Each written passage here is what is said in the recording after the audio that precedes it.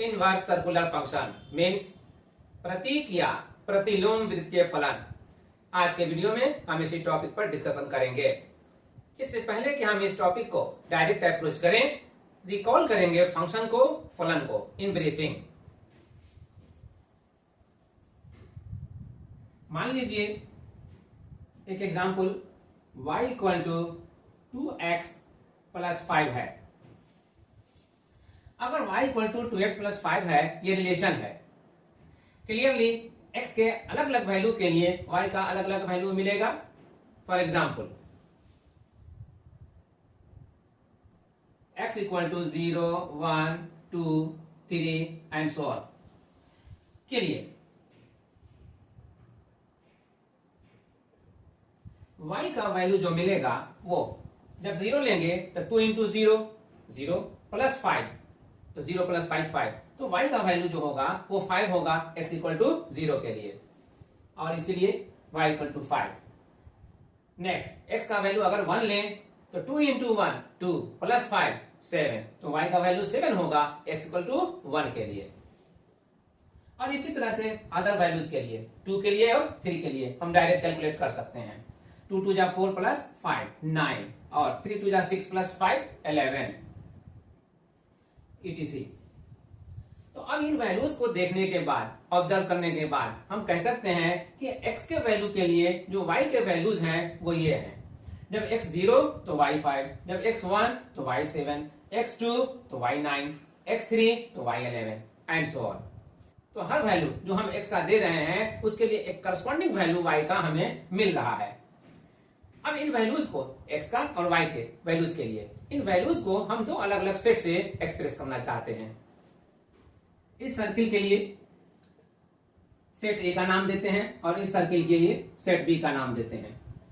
Set A में जो elements होंगे वो सभी होंगे जो x के लिए लिए गए हैं, means 0 1 2 3 and so on dot dot dot. उसी तरह से इन वैल्यूज के लिए जो y के वैल्यू हमें मिले हैं उनको हम सेट B में पुटअप करते हैं। 7 9 11 and so on dot dot dot. By observation हम कह सकते हैं कि सेट A के जो भी एलिमेंट्स हैं उनका पेयरिंग किया जा सकता है सेट B में। जैसे 0 के साथ हम पेयर कर सकते हैं 5 को, 1 के साथ हम पेयर कर सकते हैं 7 को, 2 के साथ हम पेयर कर सकते हैं 9 को, 3 के साथ हम पेयर कर सकते हैं 11 को। तो इस तरह से हर एलिमेंट जो सेट A में है उसका एक पेयर सेट B में भी अवेलेबल है, यूनिकली है। मींस किसी भी एलिमेंट का जो सेट A में है उसका सेट B में एक से ज्यादा पेयर नहीं है। अगर ऐसा कोई रिलेशन मिलता है तो फिर हम कहते हैं कि सेट A से सेट B में एक फंक्शन डिफाइन होता है। मान लीजिए ये फंक्शन f है, तो ये जो फंक्शन डिफाइन होता है f, यह x में डिफाइन होता है, और इसीलिए जो y equal to 2x plus 5 हमने लिया है इक्वेशन एक्सप्रेशन, इसको हम दे सकते हैं f ऑफ x। तो ये फलन हो गया x का। अब x का वैल्यू जैसे जैसे बदल रहा है वैसे वैसे y का वैल्यू हमें मिल रहा है, तो ये चीज यहाँ फलन में दर्शाया गया है। अब जो सेट A के एलिमेंट्स हैं और ये जो सेट B के एलिमेंट्स हैं फलन के लिए हैं, तो इनका क्या नाम हो सकता है? इनके लिए दो टर्म का यूज किया गया है। सेट A के जो भी एलिमेंट्स हैं फंक्शन f के लिए ये डोमेन कहलाते हैं, प्रांत कहलाते हैं, और सेट B के जो भी एलिमेंट्स हैं वो इस फंक्शन f के लिए रेंज कहलाते हैं, परिसर कहलाते हैं। Therefore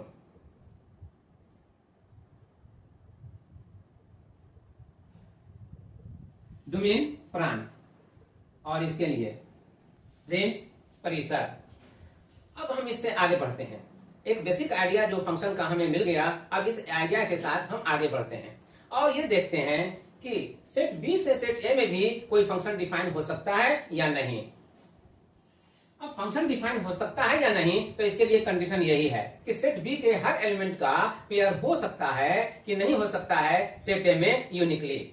मीन्स सेट B के हर एलिमेंट का पेयर सेट A में मिलना चाहिए और एक से ज्यादा नहीं मिलना चाहिए। तो अगर ऐसा हम देखते हैं तो कह सकते हैं जिस तरह से 0 को हमने पेयर बनाया है 5 के साथ सेट A से सेट B में, तो हम उलट करके 5 को 0 के साथ पेयर बना सकते हैं।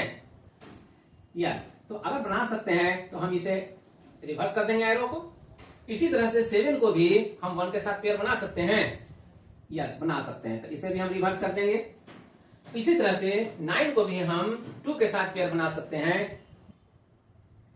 और फिर इसी तरह से 11 को भी हम 3 के साथ पेयर बना सकते हैं बाय रिवर्सिंग द एरो।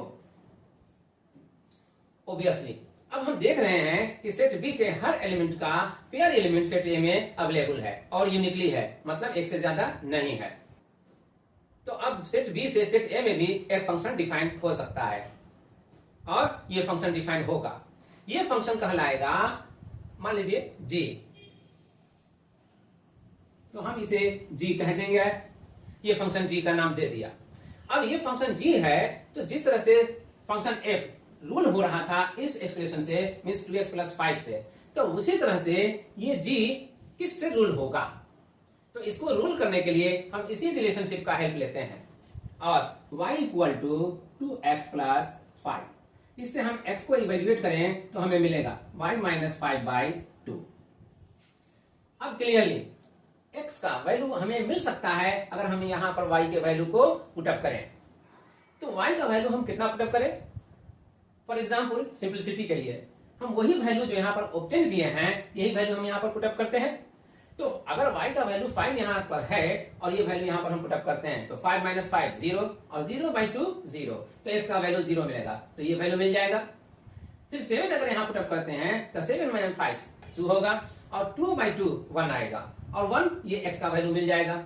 तो क्लियरली अब हम कह सकते हैं कि y के हर एक वैल्यूज के लिए जब यहाँ पर हम ले करके पुटअप करेंगे तो हमें x का हर एक वैल्यू मिलता चला जाएगा जो जो यहाँ पर लिया गया था पहले। यस, तो इसके माने ये हुआ कि ये रूल फंक्शन g के लिए डिफाइन हो सकता है। एग्जैक्टली फंक्शन g के लिए ये रूल डिफाइन होता है। तो फंक्शन g के लिए अगर ये रूल डिफाइन होता है तो ये फंक्शन जो g होगा वो y में होगा या x में होगा? यहाँ फंक्शन किस में था? x में, x यहाँ वैरी कर रहा था, तो यहाँ फंक्शन किस में है? y में, क्योंकि y यहाँ पर वैरी करेगा तो g ऑफ y कहेंगे। तो x जो होगा वो gy के इक्वल होगा। ये gy ठीक उसी तरह से है जैसे यहाँ पर y fx के इक्वल हो रहा था। अब हम इसके लिए कह रहे हैं कि b सेट से सेट a में फंक्शन डिफाइन हो रहा है। जब भी कहीं पर ऐसा हो कि सेट a से सेट b में फंक्शन डिफाइन हो और सेट b से सेट a में फंक्शन डिफाइन हो, तो कहते हैं कि वहां पर एक इनवर्स फंक्शन डिफाइन हो रहा है।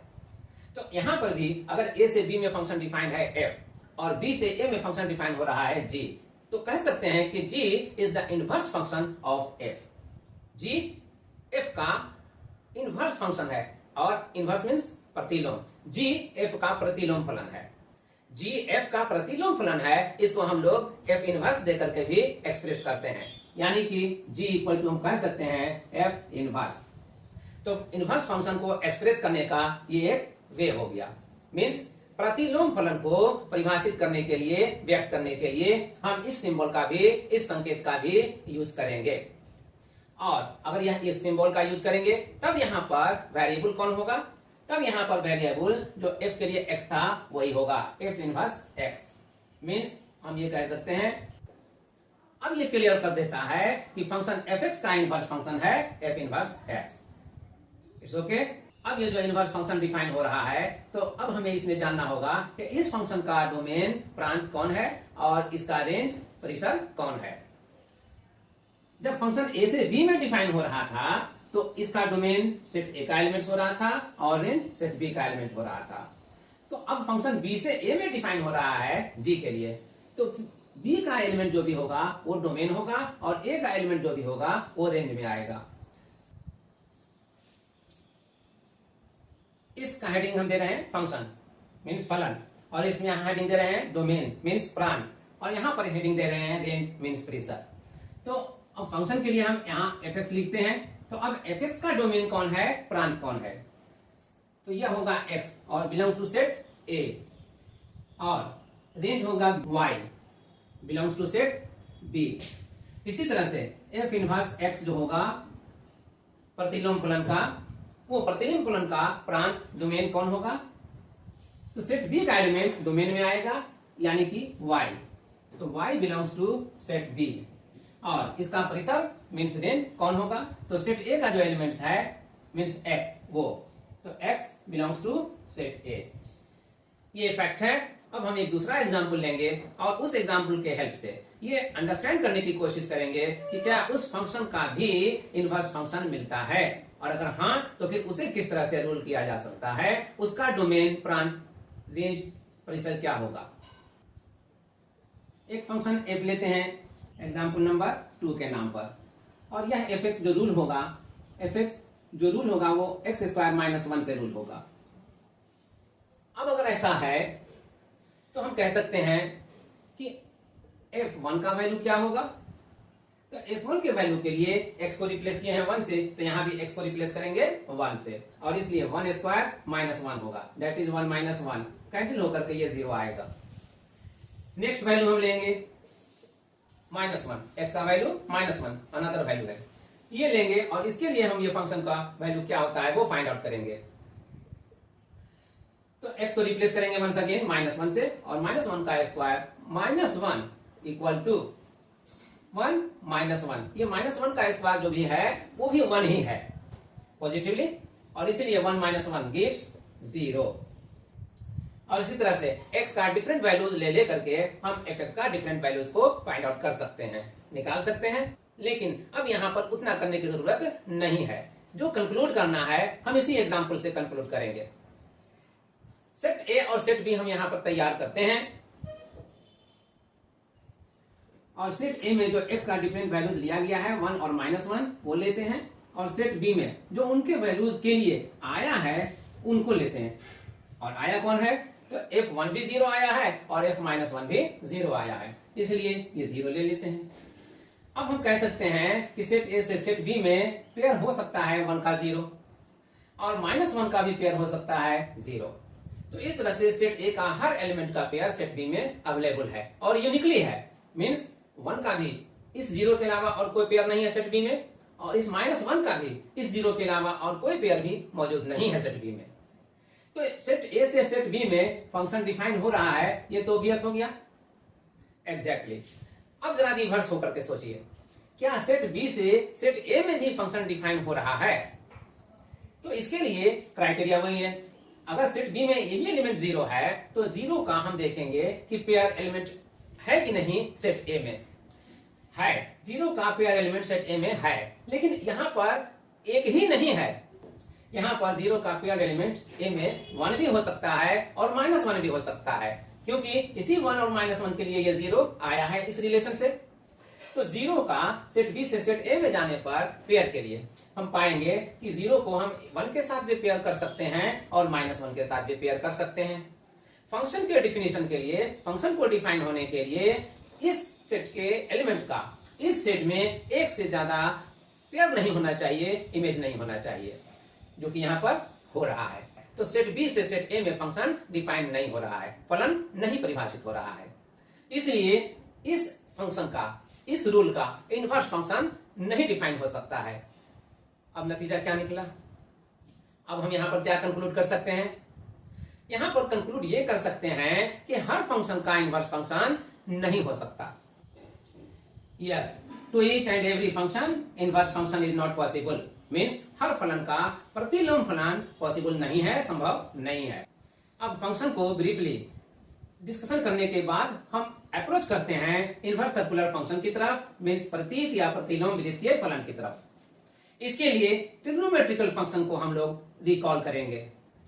ट्रिग्नोमेट्रिकल फंक्शन जैसे sine theta, cos theta, tan theta, cosec theta, sec theta और कॉट थीटा है। इसमें हम सबसे पहले साइन थीटा को रिकॉल करते हैं। Sine theta is defined by p/h, लंबटे कर्ण p/h।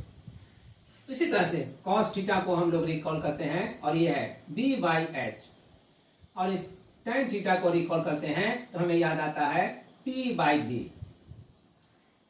इसके अलावा 3 और फंक्शन हैं जैसे कि पहले दोहराया गया था, जैसे cosec थीटा, sec थीटा और cot थीटा, बट हम अभी डिस्कशन के लिए इन्हीं तीनों को लेंगे, और इसमें भी first of all sin theta equal to p/h को लेंगे। मान लीजिए सपोज sin थीटा जो p/h से डिफाइन हो रहा है, इसके माने क्या है, p में अगर हम h से डिवाइड करते हैं तो जो वैल्यू आता है वही वैल्यू थीटा के नाम पर साइन होता है एग्जैक्टली। तो वो वैल्यू सपोज कर लीजिए x है, तो साइन थीटा इक्वल टू अब हमें क्या लेकर चलना है, साइन थीटा इक्वल टू हम x लेकर चलेंगे। अगर sine theta equal to x आ रहा है या है, तो ये रिलेशन हमें एक फंक्शन को डिफाइन कर रहा है या नहीं कर रहा है, लेट्स चेक इट। पहले हम इसे चेक कर लें।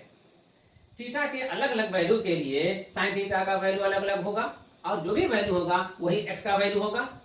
एग्जैक्टली तो थीटा एंगल है, तो एंगल जितने भी होते हैं सबका साइन वैल्यू तो होता है। यस, तो इसके माने ये हुआ कि थीटा के सभी वैल्यूज के लिए x अवेलेबल है, डिफाइंड है।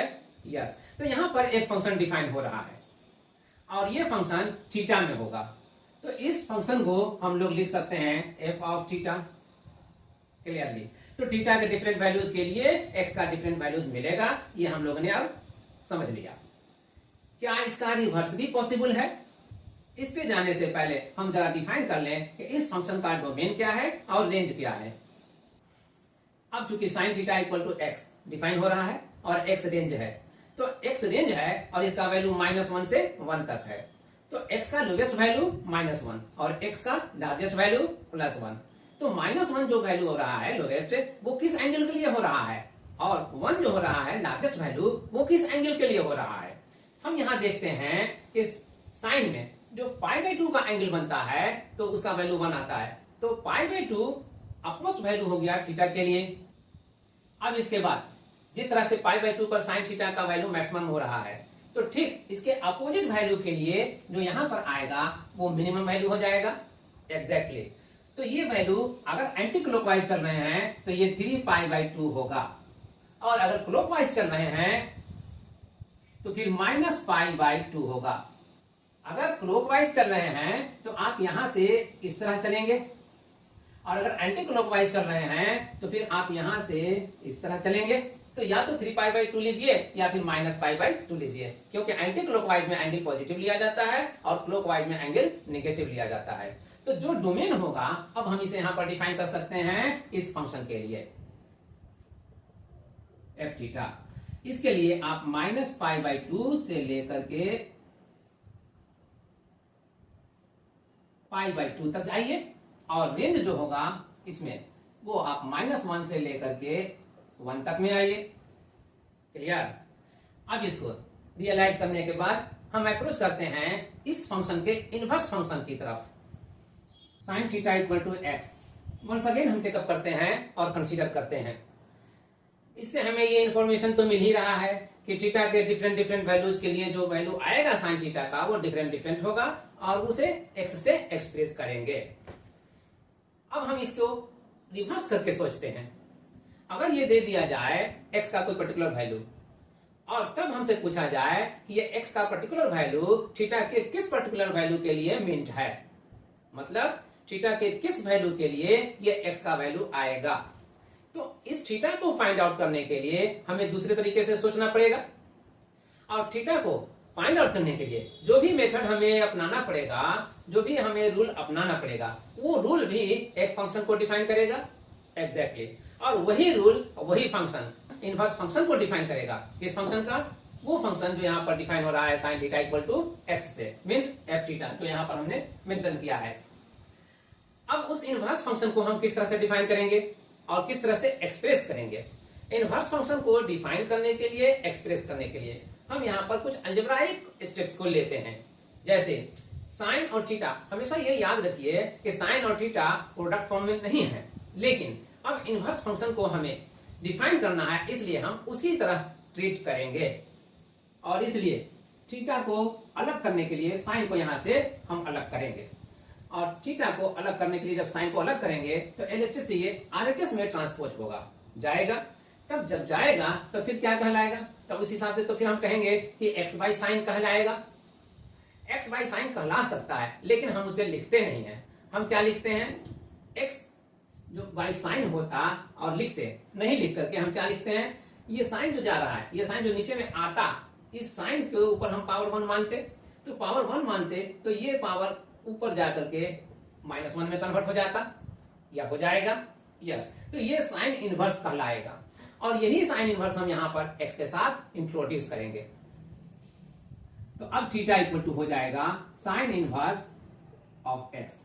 तो साइन इनवर्स एक्स थीटा को डिफाइन कर रहा है। मतलब अब ये जो फंक्शन डिफाइन हो रहा है जिस रूल से, वो रूल क्या है? उस एंगल को फाइंड आउट करने का रूल है, जो हम जानना चाहते हैं कि थीटा के किस वैल्यू के लिए साइन का वैल्यू एक्स आ रहा है।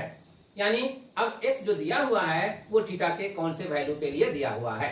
तो अब इस थीटा के लिए साइन इनवर्स एक्स जो ये रूल को डिफाइन कर रहा है, ये वो फंक्शन को डिफाइन कर रहा है जो inverse function of sine theta कहलाएगा। और इसीलिए हम इसे लिखेंगे एफ इनवर्स थीटा। अब इसके हेल्प से हम इसके डोमेन को और रेंज को डिफाइन करेंगे। और इसके लिए हमें रिकॉल करना पड़ेगा जस्ट इससे पहले अभी हम लोगों ने जो एग्जांपल लिया था स्टार्टिंग में सेट ए और सेट बी पर। तो सेट ए से सेट बी में जो फंक्शन डिफाइन हो रहा था एफ, और उसी तरह से फिर बी से ए में जो फंक्शन डिफाइन हो रहा था जी। तो जी को हम एफ का इनवर्स फंक्शन बताए थे।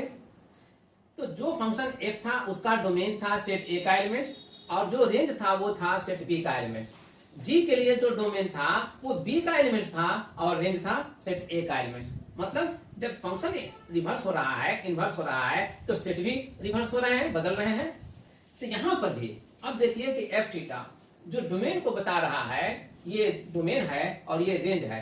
तो एफ इनवर्स थीटा में अब ये रेंज जो है यहाँ पर, अब ये रेंज यहाँ डोमेन में आ जाएगा और ये जो डोमेन है वो वहां पर रेंज में चला जाएगा। इसलिए एफ इनवर्स ऑफ थीटा दिया जाएगा -1 to 1, और रेंज जो होगा वो -π/2। यस, तो एफ इनवर्स थीटा के लिए जो डोमेन होगा, प्रांत होगा, वो -1 से 1 तक होगा, और जो रेंज होगा, परिसर होगा, वो -π/2 से लेकर के π/2 तक होगा। क्लियर? अब यहां पर एक और पॉइंट आउट कर दिया जाए। जैसे यहां पर -π/2 से π/2 तक डोमेन को शो कर रहे हैं और रेंज को -1 से 1 तक शो कर रहे हैं। तो हमारा तो पर्पस ये था कि जितने भी एंगल्स हैं वो सभी के सभी एंगल डोमेन में आएंगे इस फंक्शन के लिए। फिर भी इन पर्टिकुलर हम इन एंगल्स को ले रहे थे। ठीक है, तो और भी जो एंगल्स होंगे अगर हम उनको इंक्लूड करते तब वो क्या कहलाते? तब वो जो डोमेन होता वो इन जनरल होता, व्यापक होता। यहां भी इनवर्स फंक्शन में भी ये जो यहां पर डोमेन है -1 से लेकर के 1 तक, ये तो ऐसे ही रह जाएगा। लेकिन अब ये जो था इस फंक्शन के लिए रेंज यहां पर आया था, डोमेन में है, और ये जो यहां डोमेन था अब इस फंक्शन के लिए रेंज आ गया। तो ये रेंज भी इन पर्टिकुलर है, जनरल नहीं है, मीन्स व्यापक नहीं है। अब व्यापक होता तो कितना होता? अब इसका जनरल वैल्यू क्या हो सकता है रेंज में? इस जनरल वैल्यू को, पर्टिकुलर से जनरल वैल्यू को जानने के लिए हमें इस सर्किल का हेल्प लेना पड़ेगा। जैसे अगर हम इस पोजीशन से इस पोजीशन तक आते हैं, जहां पर आने से π/2 एंगल हमें मिलता है, तो ये एंटी क्लॉकवाइज में आना होगा, और एंटी क्लॉकवाइज में आने के बाद ये पर्टिकुलर वैल्यू हम पा लेंगे। तो वैसे ही यहां से क्लॉकवाइज में जब आएंगे यहां तक, तो हम इस एंगल के सामने आएंगे 3π/2 या -π/2। इन जनरल हम -π/2 को ही शो कर रहे हैं यहां भी। तो एंगल के लिए हमें यहां से लेकर यहां और यहां से लेकर यहां तक इसी बीच में रहना है, अगर साइन डिफाइन हो रहा है तब। तो साइन इनवर्स भी डिफाइन हो रहा है तो उसमें भी हमें यहां से यहां तक रहना ही है इन पर्टिकुलर। बट अगर हम जनरल करना चाहते हैं, इसे जनरलाइज करना चाहते हैं, तब हमें क्या वैल्यू लेना चाहिए? जनरल वैल्यू जो भी होगा वो वैल्यू को हम पता करने के लिए, फाइंड आउट करने के लिए हम देखते हैं कि जब यहां से यहां तक आए हैं तो π/2 के सामने आए हैं।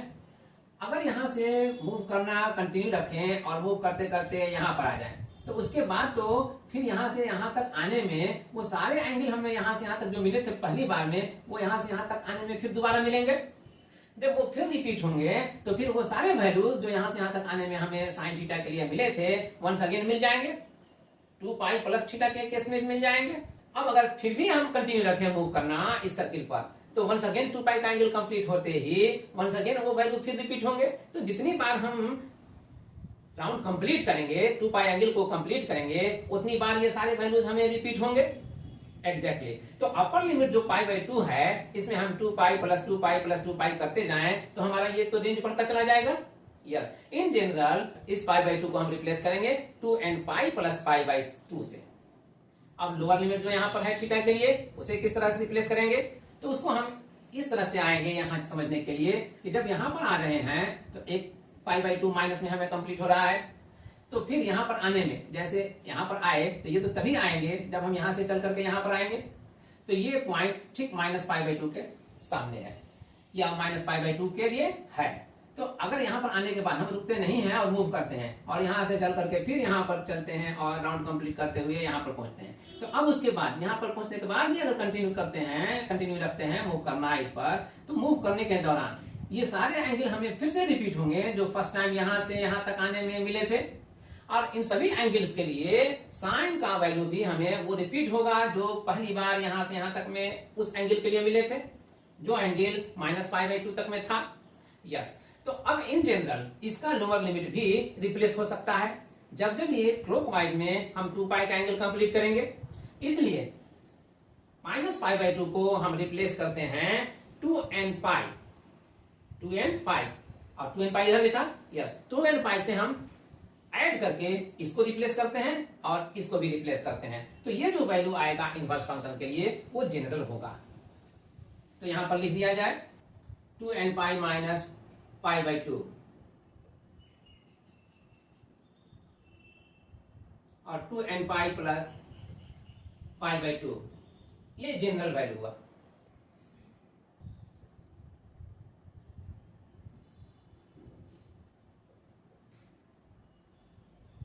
इन जनरल मीन्स व्यापक रूप में ये जो रेंज है वो चेंज हो जाएगा, रिप्लेस हो जाएगा 2nπ - π/2 से लेकर के 2nπ + π/2 तक।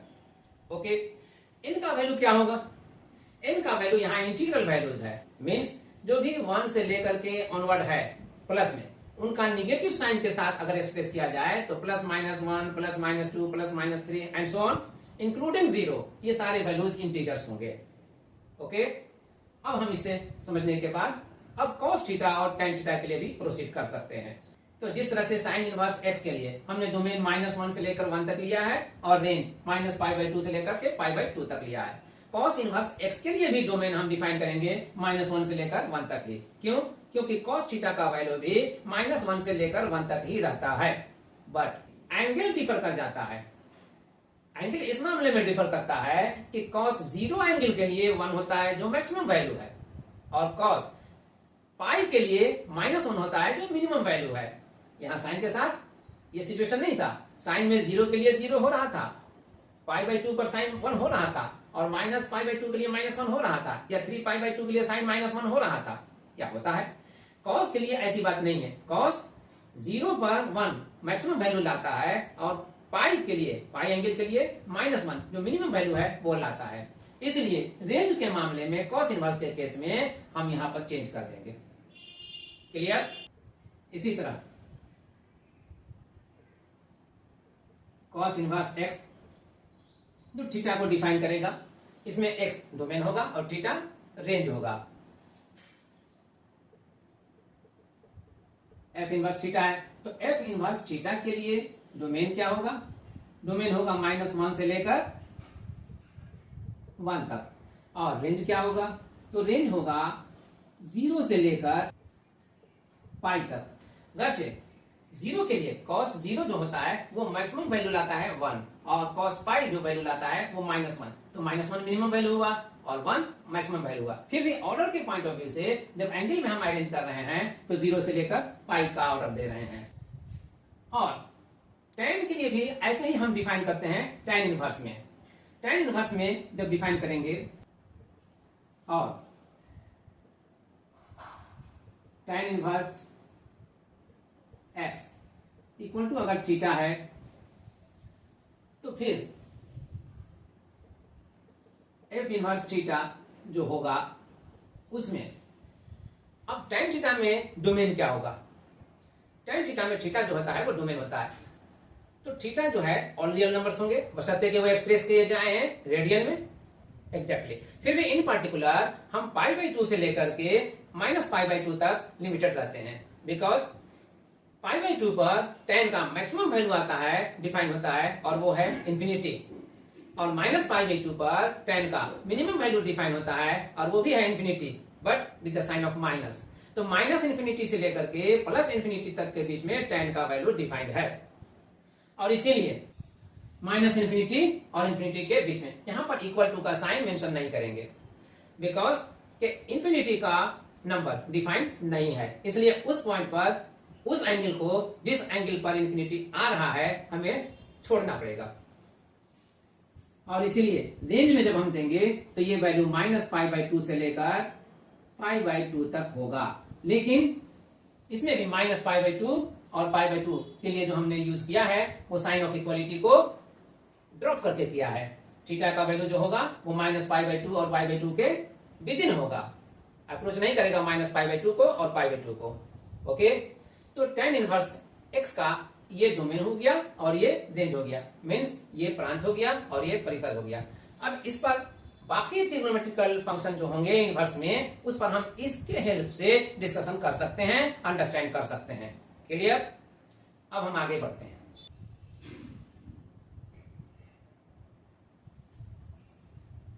अब टॉपिक हमारा है जिस पर हम डिस्कस करेंगे conversion of inverse circular function, means वृत्तीय जो प्रतिलोम वृत्तीय फलन है उनके रूपांतरण पर। जैसे हम ट्रिग्नोमेट्री में साइन थीटा का वैल्यू अगर दिया हुआ हो और कहा जाए है कि इसी साइन थीटा से आप कॉस थीटा का वैल्यू फाइंड आउट कीजिए, टैन थीटा का वैल्यू फाइंड आउट कीजिए, तो हम कैसे करते हैं? एक एग्जांपल ले लीजिए। Suppose sine theta equal to half 1/2 अगर ये दिया हुआ हो, गिवन है, तो फिर कॉस थीटा का वैल्यू क्या होगा, हम इसे कैसे फाइंड आउट करेंगे? तो इसके लिए हमें बेसिक फैक्ट को रियलाइज करना पड़ता है, रिकॉल करना पड़ता है। और वो बेसिक फैक्ट क्या है? वो राइट एंगल ट्रायंगल जिसमें PBH मेंशन रहता है।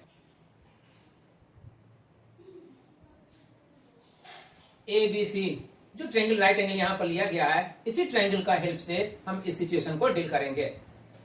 ये राइट एंगल ट्रायंगल ABC में सी एंगल को थीटा के लिए एक्सप्रेस किया जा रहा है, तो इस एंगल थीटा के लिए P हो जाएगा, इसका अपोजिट साइड AB, ये P हो जाएगा।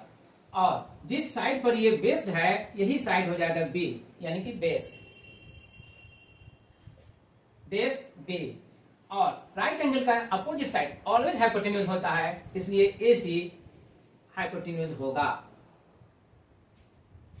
H, अब जो PBH ये हमने डिफाइन कर लिया इन फिगर, तो फिर हमें ये रिलेशन को याद रखना चाहिए कि राइट एंगल ट्रायंगल में हाइपोटेन्यूज का स्क्वायर इक्वल होता है परपेंडिकुलर का स्क्वायर प्लस बेस के स्क्वायर के।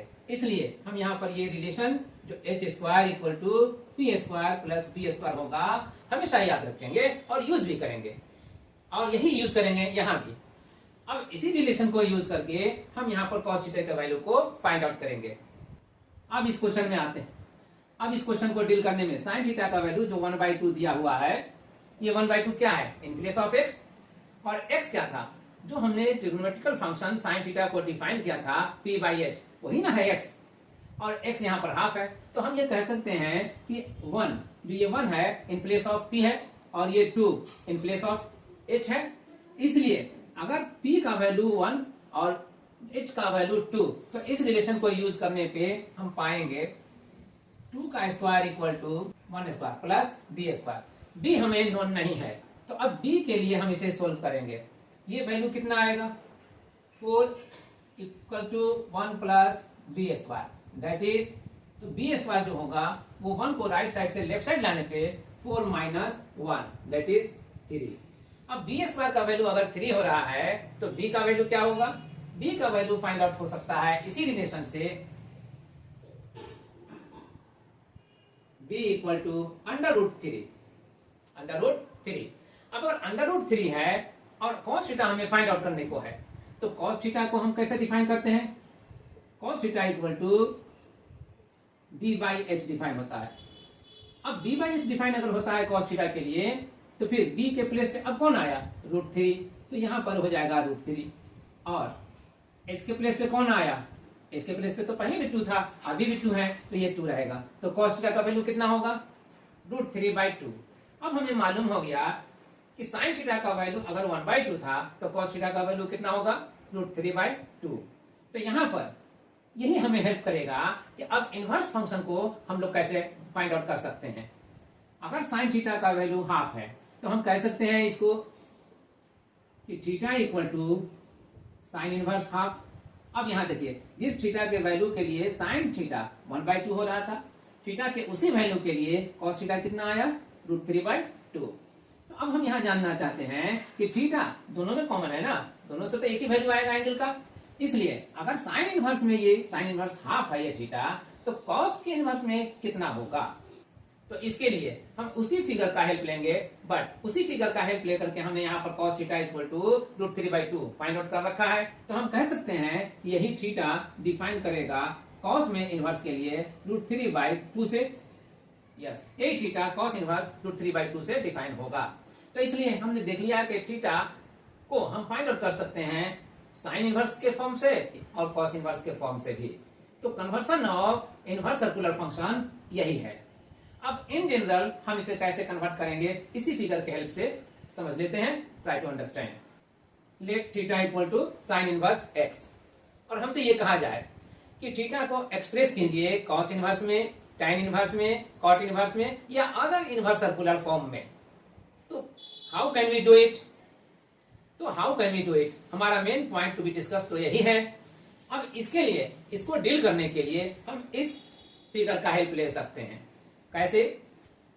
चूंकि theta equal to sine inverse x है, तो हम इसे लिख सकते हैं या समझ सकते हैं कि साइन इनवर्स x/1। जैसे ही हम x/1 इसे एज्यूम करेंगे, वैसे ही ये हमारे लिए जो x है x/1 ये रिप्लेस कर देगा p/h को। मीन्स अब हमें x/1 से समझ लेना है कि x in place of p है और 1 इन प्लेस ऑफ h है। Therefore p equal to x और h इक्वल टू 1। तो इससे आप जो रिलेशन शुरू में देखा था हमने h square equal to p square plus b square, इस रिलेशन में जो ये गिवन वैल्यूज हैं उसको हम पुटअप करेंगे, और पुटअप करने पर 1 का स्क्वायर h स्क्वायर को रिप्लेस करेगा और x का स्क्वायर p स्क्वायर को रिप्लेस करेगा और b square as it is रहेगा। तो अब b स्क्वायर का वैल्यू इवेल्युएट करेंगे और इसके लिए x स्क्वायर को राइट साइड से लेफ्ट साइड लाएंगे और तब ये कहेंगे 1 का स्क्वायर तो 1 ही होगा, 1 माइनस x स्क्वायर। और इसके बाद b का वैल्यू जो हमें फाइंड आउट करने को होगा, तो हम स्क्वायर यहां से रिमूव करेंगे, तो we will find b equal to √1 minus x square. अब इस वैल्यू को लेकर के हमें जिस इनवर्स सर्कुलर फंक्शन में कन्वर्ट करना होगा उसको हम यूज करेंगे। फॉर एग्जाम्पल, अगर हमें ये पूछा जा रहा हो कि cos इनवर्स क्या होगा, तो फिर हम इसके लिए क्या करेंगे? cos इनवर्स को फाइंड आउट करने के लिए हम ये कहेंगे कि cos इनवर्स या cos थीटा को हम पहले रिकॉल करते हैं। cos थीटा तो b/h से डिफाइन होता है ना, cos theta equal to b/h। तो थीटा जो होगा वही ना cos इनवर्स को यहाँ पर डिफाइन करेगा। तो अब cos इनवर्स के लिए जो b/h होगा, b हम यहां से लेंगे, b equal to √1 minus x square. तो जो b का वैल्यू यहाँ पर है 1 माइनस x स्क्वायर का अंडर रूट, वो यहाँ पर हम पुटअप करेंगे 1 माइनस x स्क्वायर। और h होता है y में h, तो y में h करेंगे तो h कौन है? h तो 1 है, और h अगर 1 है तो ये वैल्यू यहाँ पर 1 पुटअप करेंगे। इसके बाद जो हम देखते हैं कि 1 से हमें इसमें डिवाइड करना है, तो अगर डिनोमिनेटर 1 हो तो डिनोमिनेटर 1 को तो मेंशन भी नहीं किया जाता है, और without mentioning 1 we find cos inverse √1 minus x square. और यही है वो थीटा जो साइन इनवर्स x के लिए डिफाइन हो रहा था। इसलिए हम कह सकते हैं कि जो थीटा साइन इनवर्स x में डिफाइन हो रहा था, वही थीटा cos इनवर्स में √1 माइनस x स्क्वायर के साथ डिफाइन हो रहा है। क्लियर? अगर यही चीज tan इनवर्स के फॉर्म में कन्वर्ट करने को कहा जाता, तब कैसे करते? तो tan के इनवर्स में कन्वर्ट करने के लिए हमें रिकॉल करना पड़ेगा tan थीटा को। tan थीटा डिफाइन होता है p/b से। तो p/b से जब p और b दोनों हमारे पास होंगे तभी ना वो डिफाइन होगा, और उसके लिए हमें यहाँ पर आना होगा। यहाँ पर p x है, b यहाँ जो अभी फाइंड आउट हुआ है वो है। इसलिए अगर हमें थीटा को tan इनवर्स में कन्वर्ट करना हुआ तो फिर हम करेंगे इस तरह से। अगेन मीन्स हम अब tan इनवर्स के फॉर्म में कन्वर्ट करना चाहते हैं, तो थीटा इक्वल टू अगर tan इनवर्स में कन्वर्ट करना चाहते हैं तो tan इनवर्स लिखेंगे, और tan थीटा चूंकि p/b से डिफाइन होता है तो हमें p चाहिए और b चाहिए। तो p कौन है? p तो x है, और b कौन है? तो b हमने फाइंड आउट किया है √1 माइनस x स्क्वायर। इसलिए यहाँ पर लिखेंगे x/√1 माइनस x स्क्वायर।